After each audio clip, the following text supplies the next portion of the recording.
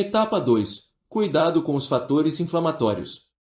As emoções de baixo nível afetam o nosso pensamento o tempo todo e se originam dos nossos próprios impulsos, por exemplo, o desejo por pensamentos que ofereçam prazer e conforto.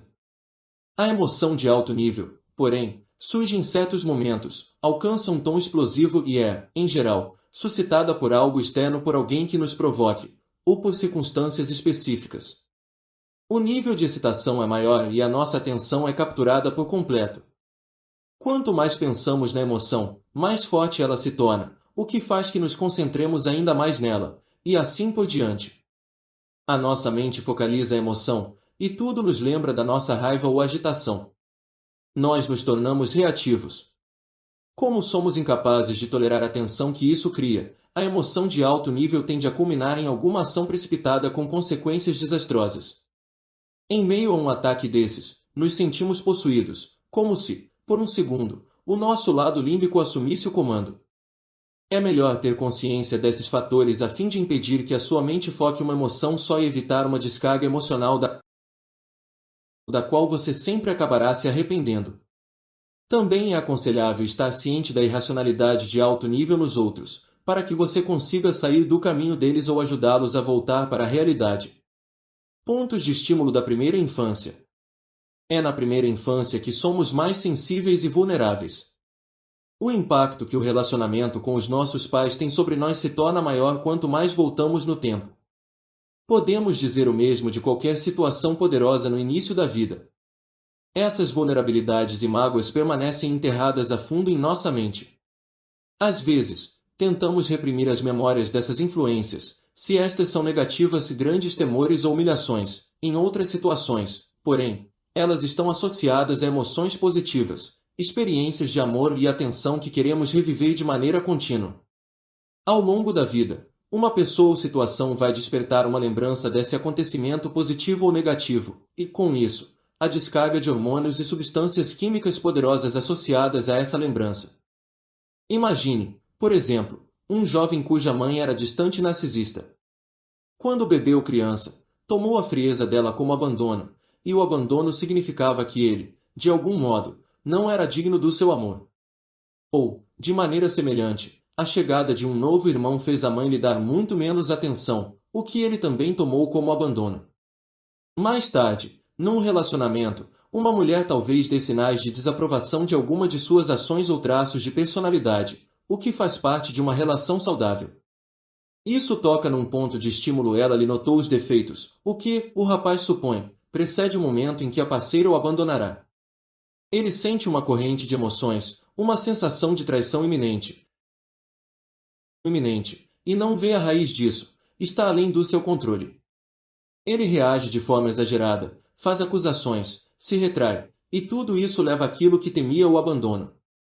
Reagiu a um reflexo dentro de sua mente, não à realidade. Isso é o pico da irracionalidade. A maneira de reconhecer isso em si mesmo e nos outros é notar o súbito comportamento infantil em sua intensidade e que faz que a pessoa não pareça ela mesma. É algo que pode estar centrado em qualquer emoção fundamental. Poderia ser o medo de perder o controle, de fracassar. Nesse caso, a nossa reação é fugir da situação e da presença de outros, como uma criança se colocando em posição fetal. Uma doença súbita, causada pelo medo intenso, nos levará convenientemente a ter que nos retirarmos. Ou poderia ser o amor a tentativa desesperada de recriar no presente um relacionamento íntimo com um dos pais ou um irmão ou irmã, provocada por alguém que nos lembra vagamente do paraíso perdido. Poderia ainda ser a desconfiança extrema, nascida de uma figura em posição de autoridade que nos desapontou ou nos traiu na primeira infância, em geral, o pai. Isso muitas vezes incita uma súbita atitude rebelde. O grande perigo aqui é que, ao interpretar mal o presente e reagir a algo no passado, criamos conflito, desapontamentos e desconfiança que apenas fortalecem as mágoas. Sob certos aspectos, somos programados a repetir a experiência passada no presente. A nossa única defesa é estarmos conscientes no momento em que isso acontece. Somos capazes de reconhecer um ponto de estímulo ao sentir emoções excepcionalmente primitivas, mais incontroláveis do que o normal, as quais estimulam temores, a depressão profunda ou o excesso de esperança. as pessoas sob o efeito dessas emoções por vezes demonstrarão um tom de voz ou linguagem corporal bem diferente, como se estivessem revivendo fisicamente um momento do início da vida. Em meio a um ataque desse tipo, devemos lutar para nos distanciarmos e contemplarmos sua possível fonte à mágoa na primeira infância e os padrões aos quais ela nos prendeu. Esse entendimento profundo de nós mesmos e das nossas vulnerabilidades é um passo fundamental para que nos tornemos racionais. Ganhos e perdas repentinas. Vitórias e sucessos súbitos podem ser bem perigosos.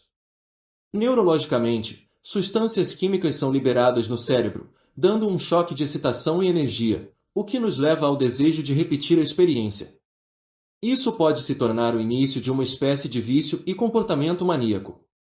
Além disso, quando os lucros chegam rápido, tendemos a perder a perspectiva da sabedoria básica de que o verdadeiro sucesso, para durar de verdade, precisa vir por meio do trabalho árduo. Não levamos em conta o papel que a sorte desempenha nos nossos lucros repentinos. Tentamos insistentemente recapturar aquela euforia de ganhar tanto dinheiro ou tanta atenção. Adquirimos sentimentos de grandiosidade. Tornamo-nos bastante resistentes a qualquer um que tente nos alertar. Eles não entendem, é o que dizemos a nós mesmos. Como essa situação não é sustentável, vivenciamos a queda inevitável, que é ainda mais dolorosa, levando-nos à depressão, que faz parte do ciclo. Embora os jogadores compulsivos sejam os mais vulneráveis a esse processo, ele se aplica da mesma maneira a empresários durante bolhas especulativas e a pessoas que ganham atenção súbita do público. Perdas repentinas, ou uma série delas, geram reações igualmente irracionais. Imaginamos estar amaldiçoados pela má sorte e que ela continuará por tempo indeterminado. Tornamo-nos temerosos e hesitantes, o que muitas vezes leva a mais erros ou fracassos. Nos esportes, isso pode induzir ao que é conhecido como o ato de amarelar, à medida que derrotas e erros anteriores pesam na mente e a sufocam. A solução aqui é simples: sempre que tiver uma vitória ou derrota atípica, essa é a hora certa de dar um passo para trás e equilibrá-la com algum pessimismo ou otimismo necessário. Tenha cuidado redobrado com a atenção e o sucesso repentinos não foram construídos de nada duradouro e têm um efeito viciante. E a queda é sempre dolorosa. Pressão crescente.